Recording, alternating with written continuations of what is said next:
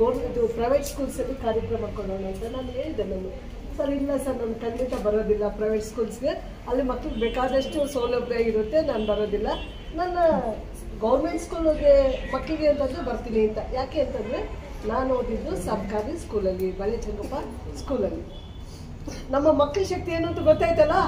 ನಾಳೆ ನೀವು ದೊಡ್ಡ IAS ಆಫೀಸರ್ ಆಗ್ಬೋದು, ಲಾಯರ್ಸ್ ಆಗ್ಬೋದು, ಇಂಜಿನಿಯರ್ಸ್ ಆಗ್ಬೋದು, ಡಾಕ್ಟರ್ಸ್ ಆಗ್ಬೋದು, ಆ ಶಕ್ತಿ ನಿಮ್ಮ ಮಾತ್ರ ಇರುತ್ತೆ ಅಲ್ವಾ? ಇರುತ್ತೆ ಇಲ್ವಾ?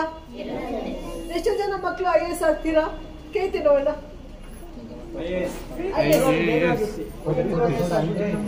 ಓಕೆ, IPS, ಪೊಲೀಸ್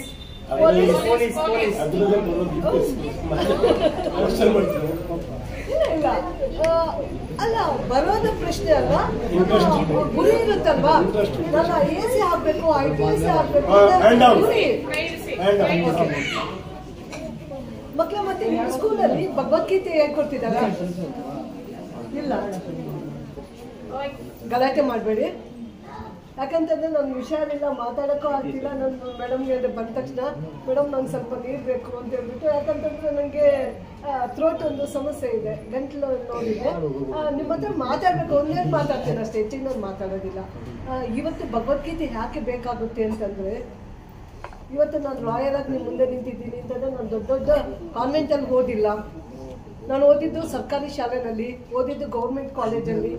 ಅದು ಕೂಡ ಒಬ್ಬ ಲಾಯರ್ ಆಗಿ, ಲಾಯರ್ಗಿಂತ ಹೆಚ್ಚಾಗಿ ನಾನು ತುಂಬ ಜನ ಗುರುತಿಸೋದು ಮಂಜು ಕನ್ನಿಕಾ ಅಂತ ಗುರುತಿಸ್ತಾರೆ. ಯಾಕಂತಂದರೆ ನಾನೊಬ್ಬ ರೈಟರ್ ಆಗಿ ಒಂದು 580 ಬುಕ್ಸ್ ಬರೆದಿದ್ದೀನಿ. ಒಂದು ಚಾಲೆಂಜ್ ಮಾಡ್ತಿದ್ದೀನಿ, ಇಡೀ ಒಂದು ಕರ್ನಾಟಕದಲ್ಲಿ ಯಾರು ಬೇಕಾದ್ರೂ ಬಂದು ಹೇಳ್ಬೇಡಿ, ಒಂದು ಕಾನ್ವೆಂಟಲ್ಲಿ ಓದಿರೋರು ನಾನು ಇಷ್ಟು ಬುಕ್ಸ್ ಬರೆದಿದ್ದೀನಿ ಅಂತ ಹೇಳಿ.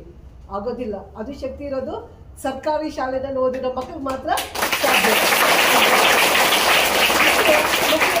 ಎಡೆ ಇರು ಸ್ವಾಮಿ ವಿವೇಕಾನಂದ್ರ ನಿಮಗೆ ನನ್ನ ಮಕ್ಕಳಿಗೆ ಹೇಳ್ತೀನಿ, ಎಡೆ ಇರಬೇಕು ನಮ್ಮ ಮುಂದೆ, ಒಂದು ಗುರಿ ಇರಬೇಕು, ನಮ್ಮ ಹಿಂದೆ ಒಬ್ಬ ಆದರ್ಶ ವ್ಯಕ್ತಿ ಇರಬೇಕು ಅಲ್ವಾ? ಗುರಿ ಇರಬೇಕು. ನಾನೇನಾದ್ರೂ ಒಂದು ಅಚೀವರ್ ಆಗಬೇಕು, ನಾನೊಂದು ಸಾಧನೆ ಮಾಡಬೇಕು ಅಂತ ಗುರಿ ಇರಬೇಕು. ಯಾವತ್ತು ಗುರಿ ಇರೋದಿಲ್ವ, ಸಣ್ಣ ಮಕ್ಕಳಿಂದನೇ ಬರಬೇಕು ನಿಮಗೆ. ನಾನೇನೋ ಒಂದು ಆಗಬೇಕು, ನಾನು ಅಚೀವರ್ ಆಗಬೇಕು, ನಾನು ಏನೋ ಒಂದು ಸಾಧನೆ ಮಾಡಬೇಕು ಅಂತ ಗುರಿ ಇದ್ದಾಗ ಮಾತ್ರ ನೀವು ಅಚೀವರ್ ಆಗ್ತೀರಾ. ಮತ್ತು ನಮಗೊಬ್ಬ ಆದರ್ಶ ವ್ಯಕ್ತಿ ಬೇಕು. ನನ್ನ ಆದರ್ಶ ವ್ಯಕ್ತಿ ಸ್ವಾಮಿ ವಿವೇಕಾನಂದರು. ಅವ್ರ ಬಗ್ಗೆ ನಾನು ಒಂದು ಹೇಳ್ತೀನಿ. ಏನು ಅಂತಂದರೆ, ತುಂಬ ಜನ ನಮ್ಮ ಬಗ್ಗೆ ಮಾತಾಡ್ತಾರೆ ಅಲ್ವಾ, ಅವ್ರ ಹಾಗೆ ಇವ್ರು ಹೀಗೆ. ನಾವು ಡೋಂಟ್ ಕೇರ್. ಯಾಕೆ ಅಂತಂದರೆ ಒಂದು ಸರಿ ಸ್ವಾಮೀಜಿಯವರು ಟ್ರೈನಲ್ಲಿ ಹೋಗ್ತಿರ್ಬೇಕಾದ್ರೆ ಒಬ್ಬ ಆಂಗ್ಲರು, ಏನು ಬ್ರಿಟಿಷರು ಅಲ್ಲಿ ಕೂತಿರ್ತಾರೆ, ಸ್ವಾಮೀಜಿ ಬಗ್ಗೆ ಕೆಟ್ಟದಾಗ ಮಾತಾಡ್ತಿರ್ತಾರೆ. ನೋಡು ಹೇಗಿದ್ದಾರೆ, ಕಾವಿ ಬಟ್ಟೆ ಹುಟ್ಟಿದ್ದಾರೆ, ಇವ್ರಿಗೆ ಭಾರತೀಯರು ಅಂದ್ರೆ ಹಾಗೆ ಹೀಗೆ. ಇವರು ಸ್ವಾಮೀಜಿ ಏನು ಉತ್ತರ ಕೊಡೋದಿಲ್ಲ, ಸುಮ್ಮನೆ ಇರ್ತಾರೆ. ಅವ್ರು ಅನ್ಕೋತಾರೆ ಇವ್ರಿಗೆ ಇಂಗ್ಲೀಷ್ ಬರೋದಿಲ್ಲ, ನಾವು ಬೈತಿರೋದೆಲ್ಲ ಕೇಳಿಸ್ಕೊತಿರ್ತಾರೆ ಅಂತ. ಅಷ್ಟೊತ್ತಿಗೆ ಚೆಕಿಂಗ್ ಮಾಸ್ಟರ್ ಬರ್ತಾರೆ. ಬಂದ್ಬಿಟ್ಟು ಸ್ವಾಮೀಜಿನ ಟಿಕೆಟ್ ಕೇಳ್ತಾರೆ.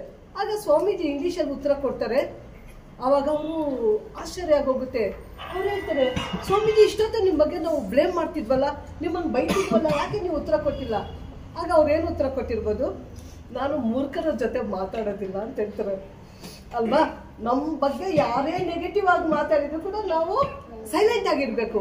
ಹಾಗೆ ಎಲ್ಲದಕ್ಕೂ ಸೈಲೆಂಟ್ ಆಗಿರ್ಬೇಕಾಗಿಲ್ಲ. ಅದಕ್ಕೊಂದು ಎಕ್ಸಾಂಪಲ್ ಹೇಳ್ತೀನಿ. ಸ್ವಾಮಿ ವಿವೇಕಾನಂದರು ಅಮೆರಿಕಾದ ಚಿಕಾಗೋ ಧಾರ್ಮಿಕ ಸಮ್ಮೇಳನಕ್ಕೆ ಹೋಗ್ತಾರೆ. ಹೋದಾಗ ಅವ್ರಿಗೆ 5 ನಿಮಿಷ ಟೈಮ್ ಕೊಟ್ಟಿರ್ತಾರೆ, ಅದು ಕೊನೆಗೆ. ಯಾಕೆ ಅಂತಂದರೆ ಭಾರತೀಯರಂತಂದ್ರು ಮೂರ್ಖರು, ಅವಿದ್ಯಾವಂತರು, ಅವ್ರಿಗೇನು ವಿಚಾರ ಗೊತ್ತಿಲ್ಲ, ಆ ಥರ ಹೇಳ್ಬಿಟ್ಟು ಅವ್ರು ಕೊನೆಗೆ ಕೊಟ್ಟಿರ್ತಾರೆ. ಇವರು ವೇದಿಕೆ ಹತ್ರ ಹೋಗ್ತಿದ್ದಂಗೆ ಒಬ್ಬ ಇಂಗ್ಲೀಷ್ ಅವರು ಟೀಕೆ ಮಾಡ್ತಾರೆ, ಅಂದರೆ ಅಪಹಾಸ್ಯ ಮಾಡ್ತಾರೆ. ಅಲ್ಲಿ ನೋಡಿ ನಿಮ್ಮ ಭಗವದ್ಗೀತೆನ ಎಲ್ಲಿಟ್ಟಿದ್ದಾರೆ ಅಂತಂದರೆ, ಎಲ್ಲಿಟ್ಟಿರ್ತಾರೆ, ಎಲ್ಲ ದೇಶದ ಧರ್ಮ ಗ್ರಂಥಗಳನ್ನ ಮೇಲೆ ಇಟ್ಟಿರ್ತಾರೆ, ನಮ್ಮ ಭಗವದ್ಗೀತೆಯನ್ನ ಕೆಳಗಡೆ ಇಟ್ಟಿರ್ತಾರೆ. ಆಗ ಸ್ವಾಮೀಜಿ ಏನು ಉತ್ತರ ಕೊಟ್ಟಿರ್ಬೋದು, ನಮ್ಮ ಒಂದು ಧರ್ಮ ಗ್ರಂಥ ಅಂತ ತೆಗೆದ್ರೆ ನಿಮ್ಮ ಯಾವ ಗ್ರಂಥನೂ ಉಳಿಯೋದಿಲ್ಲ, ಎಲ್ಲ ಬಿದ್ದೋಗುತ್ತೆ ಅಂತ. ಯಾಕೆ? ಭಗವದ್ಗೀತೆ ಕೆಳಗಡೆ ಇರುತ್ತೆ, ಅದನ್ನು ತೆಗೆದುಬಿಟ್ರೆ ಎಲ್ಲ ಉಳಿದೋಗುತ್ತಲ್ಲ.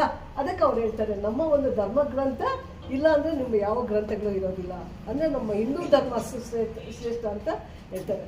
ಮಕ್ಕಳೇ, ಮತ್ತು ಇನ್ನೊಂದು ಸ್ವಾಮಿ ವಿವೇಕಾನಂದರ ಬಗ್ಗೆ ಒಂದು ಮಾತು ಹೇಳ್ಬಿಟ್ಟು ನಾನು ಕ್ಲೋಸ್ ಮಾಡ್ತೀನಿ. ನಮ್ಮ ಶಂಕರ್ ಅವರು ಇದ್ದಾರೆ, ನಮ್ಮ ಆತ್ಮೀಯರು, ಮತ್ತು ನಮ್ಮ ಸಹಪಾಠಿಗಳು, ವಕೀಲರು, ರೋಟರಿ ಸಂಸ್ಥೆಯ ಅಧ್ಯಕ್ಷರು, ಅವರು ಮಾತಾಡ್ತಾರೆ. ಒಂದ್ಸರಿ ಸ್ವಾಮಿ ವಿವೇಕಾನಂದರನ್ನು ಕೇಳ್ತಾರೆ ಒಬ್ಬರು, ಸ್ವಾಮೀಜಿ ಯಾಕೆ ನಿಮ್ಮ ದೇಶದಲ್ಲಿ ಹೆಣ್ಮಕ್ಳಿಗೆ ಶೇಕ್ ಹ್ಯಾಂಡ್ ಕೊಡೋದಿಲ್ಲ ಅಂತ. ಆಗ ಸ್ವಾಮೀಜಿ ಹೇಳ್ತಾರೆ, ನಿಮ್ಮ ದೇಶದಲ್ಲಿ ಯಾವತ್ತಾದ್ರೂ ನಿಮ್ಮ ಮಹಾರಾಣಿಗೆ ನೀವು ಶೇಕ್ ಹ್ಯಾಂಡ್ ಕೊಟ್ಟಿದ್ದೀರಾ? ನೋ ನೋ ನೋ ನೋ, ಇಲ್ಲ ಇಲ್ಲ, ಯಾಕೆಂದ್ರೆ ಅವರು ಮಹಾರಾಣಿ, ಅದಕ್ಕೆ ನಾವು ಶೇಕ್ ಹ್ಯಾಂಡ್ ಕೊಡೋದಿಲ್ಲ ಅಂತ. ಅದಕ್ಕೆ ಸ್ವಾಮೀಜಿ ಹೇಳ್ತಾರೆ, ನಮ್ಮ ದೇಶದಲ್ಲಿ ಪ್ರತಿಯೊಂದು ಹೆಣ್ಮಗು ಕೂಡ ಮಹಾರಾಣಿ, ಅದಕ್ಕೆ ನಾವು ಶೇಕ್ ಹ್ಯಾಂಡ್ ಕೊಡೋದಿಲ್ಲ ಅಂತ. ಮತ್ತೆ ಮಕ್ಕಳು ನಾನು ಹೇಳ್ತೀನಿ, ಸಣ್ಣ ವಯಸ್ಸಿಂದ ನೀವು ಓದೋದನ್ನು ಕಲೀರಿ. ಇವತ್ತೇನಾಗಿದೆ, ತುಂಬ ನನಗೆ ಬೇಸರ. ಆ್ಯಕ್ಚುಲಿ ನಾನು ಇವತ್ತು SP ಹತ್ರ ಹೋಗ್ಬೇಕಾದ್ರೂ ಕೂಡ ಈ ಮೊಬೈಲ್ ಸಂಸ್ಕೃತಿನ ಬಿಟ್ಬಿಡಿ. ತುಂಬ ಜನ ಸಣ್ಣ ಸಣ್ಣ ಮಕ್ಕಳು ಕೆಟ್ಟ ದಾರಿ ಹಿಡಿತಿದ್ದಾರೆ. ಒಂದು ಕಡೆ ಮಾದಕ ದ್ರವ್ಯಗಳು, ಇನ್ನೊಂದು ಕಡೆ ಈ ಮೊಬೈಲ್ಸು ಇವತ್ತು ಹೆಣ್ಮಕ್ಳನ್ನ ತುಂಬ ಕೆಟ್ಟ ದಾರಿ ಹಿಡಿತಿದ್ದಾರೆ. ದಯವಿಟ್ಟು ಕೂಡ ಯಾರೂ ಕೂಡ ಅದನ್ನು ಅದು ಅವಶ್ಯಕತೆ ಉಪಯೋಗ ಮಾಡ್ಕೊಳ್ಳಿ. ಬೇರೆದು ಇಂಥದ್ದು ಯಾವುದಾದ್ರು ನೋಡೋದಕ್ಕೆ ಹೋಗಬೇಡಿ. ಒಂದೆರಡು ಮಾತು ಹೇಳೋದಕ್ಕೆ ನಂಗೆ ಅವಕಾಶ ಕೊಟ್ಟೆ. ಮತ್ತು ನಮ್ಮ ಮಣಿ ಬಗ್ಗೆ ಹೇಳಬೇಕು. ಮಣಿ ಒಂದ್ಸರಿ ನನಗೆ ಯಾಕೆಂದರೆ ಅಟವಾದಿ ಹುಡುಗ, ಮೇಡಮ್ ನಮ್ಮ ಸ್ಕೂಲ್ ಮಕ್ಕಳಿಗೆ ನೋಟ್ ಬುಕ್ಸ್ ಬೇಕು ಅಂತಂದು. ನಾನು ತಕ್ಷಣ ಆಯಿತು ಮಣಿ ಅಂತ ಹೇಳ್ಬಿಟ್ಟು, ಅದು ಕಡಿಮೆ ಇರ್ಬೋದು, ನಿಮ್ಗೆ ಕೊಡ್ತಿರೋದು ನಾನು ಕಡಿಮೆ ಇರ್ಬೋದು, ಆದರೆ ನಿಮ್ಮ ಸ್ಕೂಲ್ಗೆ ನಾನು ನಾನು ಒಂದು ಪ್ರಾಮಿಸ್ ಮಾಡ್ತೀನಿ, ಚೇರ್ಸ್ ಬೇಕು ಅಂದರೆ ಚೇರ್ಸ್ ಕೊಡಿಸೋದಕ್ಕೆ ನಾನು ವ್ಯವಸ್ಥೆ ಮಾಡ್ತೀನಿ. ಕಂಪ್ಯೂಟರ್ಸ್ ಬೇಕು, ಕಲಿಯೋರು ಇರಬೇಕು, ಕಲಿಸೋರು ಇರಬೇಕು. ಅದಕ್ಕೊಂದು ಕೊಠಡಿ ಇದ್ದರೆ ಒಂದು 10 ಬೇಕಾದರೂ ನಾನು ಕೊಡಿಸೋದಕ್ಕೆ ನನ್ನ ಕೈ ಅಳಿಲು ಸೇವೆ ಅಂತ ಹೇಳ್ತೀವಲ್ಲ, ಅದನ್ನು ನಾನು ಮಾಡೋದಕ್ಕೆ ನಾನು ಪ್ರಯತ್ನ ಮಾಡ್ತೀನಿ. ಮತ್ತು ಎಲ್ಲ ರೀತಿ ಮಕ್ಕಳಿಗೆ ಇವತ್ತು ನೀವು ಕ್ಲಾಪ್ಸ್ ಹೊಡಿತಿದ್ದೀರಲ್ಲ, ಇವರೆಲ್ಲ ನಿಮ್ಮ ಶಾಲೆಯಲ್ಲಿ ಓದಿರೋರು ಇವತ್ತು ಇಲ್ಲಿ ಕೂತಿದ್ದಾರೆ. ನಾಳೆ ನೀವು ಇಲ್ಲಿ ಕೂರ್ಬೇಕಲ್ವಾ? ಏನು ಮಾಡ್ಬೇಕು? ಅದಕ್ಕೆ ಚೆನ್ನಾಗಿ ಓದಬೇಕು. ಓದು ಅಲ್ವಾ? ನಾನು ಆ್ಯಕ್ಚುಲಿ ನಾನು ಯಾವಾಗಲೂ ಕೈಯಲ್ಲಿ ಬುಕ್ ಇರ್ತಿತ್ತು.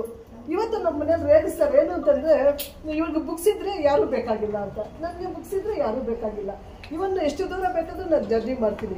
ನನ್ನ ಫ್ರೆಂಡ್ ಬುಕ್ಕು ಅಷ್ಟೇ. ನನಗೆ ತುಂಬ ಒಳ್ಳೆ ಫ್ರೆಂಡ್ಸ್ ಅಂದರೆ ಬುಕ್ಸು, ಪೆನ್ಸು. ನನಗೆ ತುಂಬ ಫ್ರೆಂಡ್ಸ್. ಯಾಕಂತಂದರೆ ಅವನು ನೋವು ಕೊಡೋದಿಲ್ಲ ಅಲ್ವಾ? ನೋವು ಕೊಡುತ್ತೆ, ಯಾರೋ ಒಬ್ಬರು ನಮ್ಗೆ ಏನಾದ್ರು ಅಂದಾಗ ನೋವಾಗುತ್ತೆ. ಆ ಬುಕ್ಸು ನಮ್ಗೆ ನೋವು ಕೊಡೋದಿಲ್ಲ. ನೀವು ಹೆಚ್ಚಿಗೆ ಪ್ರೀತಿಸಿ, ಬುಕ್ಸನ್ನು ಪ್ರೀತಿಸಿ, ಎಲ್ಲ ಪ್ರೀತಿ ಮಕ್ಕಳಿಗೆ. ಮತ್ತು ನಾನು ನೆಕ್ಸ್ಟ್ ಬರೋವಾಗ ನಾನು ಬರ್ದಿರೋ ಮಕ್ಕಳ ಬುಕ್ಸು ನಾನು ನಿಮ್ಗೆ ಕೊಡ್ತೀನಿ. ನೋಡೋಣ, ನಿಮಗೆ ಲೈಬ್ರರಿ ಇದ್ದರೆ ಲೈಬ್ರರಿ ಹೋಗಿ ನಾನು ಕೊಡ್ತೀನಿ. ನಾನು ಮಕ್ಕಳ ಬುಕ್ಸೇ ಸುಮಾರು ನಮ್ಮ DC ವಿಶ್ವನಾಥ್ ಸರ್ ಇದ್ದಾಗ ಮಕ್ಕಳ ಬಗ್ಗೆ ಬುಕ್ಸ್ ಬರೀರಿ ಅಂತ ಹೇಳ್ಬಿಟ್ಟು ನಾನು ದಿನಕ್ಕೊಂದು ಬುಕ್ಕು ಅಂತ 97 ಬುಕ್ಸ್ ಬರೆದೆ. ಕೈ ತುಂಬ ಫೈನ್ ಆಯಿತು, ನಾನು ಬಿಟ್ಬಿಟ್ಟೆ. ಗಿನ್ನಿಸ್ ರೆಕಾರ್ಡ್ ಮಾಡಬೇಕು ಅಂತಲೇ ಮಾಡಿದೆ, ಆಗಲಿಲ್ಲ. ಮಕ್ಕಳ ಬುಕ್ಸು ಸುಮಾರು 100 ಬುಕ್ಸ್ ಮೇಲೆ ಬರೆದಿದ್ದೀನಿ. ಅದನ್ನು ನಿಮ್ಗೆ ತಲುಪಿಸೋ ವ್ಯವಸ್ಥೆ ನಾನು ಮಾಡ್ತೀನಿ. ಎಲ್ಲ ಪ್ರೀತಿಯ ಮಕ್ಕಳಿಗೆ ಮತ್ತು ನಿಮ್ಮ ಸ್ಕೂಲ್ ಬಂದ ತಕ್ಷಣ ನಮ್ಮನ್ನು ತುಂಬ ಪ್ರೀತಿಯಿಂದ ರಿಸೀವ್ ಮಾಡಿಕೊಂಡ್ರು. ಅಧ್ಯಾಪಕರು ಅಂತಂದರೆ ಗುರುದೇವೋ ಭವ ಅಂತ ಅಲ್ವಾ? ಗುರು ಬ್ರಹ್ಮ, ಗುರು ವಿಷ್ಣು, ಗುರುದೇವೋ ಮಹೇಶ್ವರ, ಗುರು ಸಾಕ್ಷಾತ್ ಪರಬ್ರಹ್ಮ ತತ್ವೇಶ್ರೀ ಸರಿ ಗುರುವೇನು. ಯಾಕಂತಂದರೆ ನನಗೆ ಹುಷಾರಿಲ್ದಿರೋದ್ರಿಂದ ಓಕೆ. ಎಲ್ಲ ಪ್ರೀತಿಯ ಮಕ್ಕಳಿಗೆ, ಯಾಕಂತಂದರೆ ಇವತ್ತು ಗುರುಗಳನ್ನ ನಾವು ಯಾವ ರೀತಿ ನಾವು ಪ್ರೀತಿ ಮಾಡ್ತೀವೋ, ಯಾವ ರೀತಿ ಗೌರವ ಕೊಡ್ತೀವೋ, ನಮ್ಗೆ ಅದೇ ರೀತಿ ಎಲ್ಲ ಸಿಗುತ್ತೆ ಅಲ್ವಾ? ಆ ಸಂಸ್ಕೃತಿ ನಾವು ಬೆಳೆಸ್ಕೊಳ್ಳೋಣ ಅಂತ ಹೇಳ್ತಾ ಒಂದೆರಡು ಮಾತು ಹೇಳೋದಕ್ಕೆ ನಂಗೆ ಅವಕಾಶ ಕೊಟ್ಟು ಎಲ್ರಿಗೂ ಒಂದು ಹೇಳ್ತಾ ಜೈ ಹಿಂದ್ ಹೇಳ್ತಾ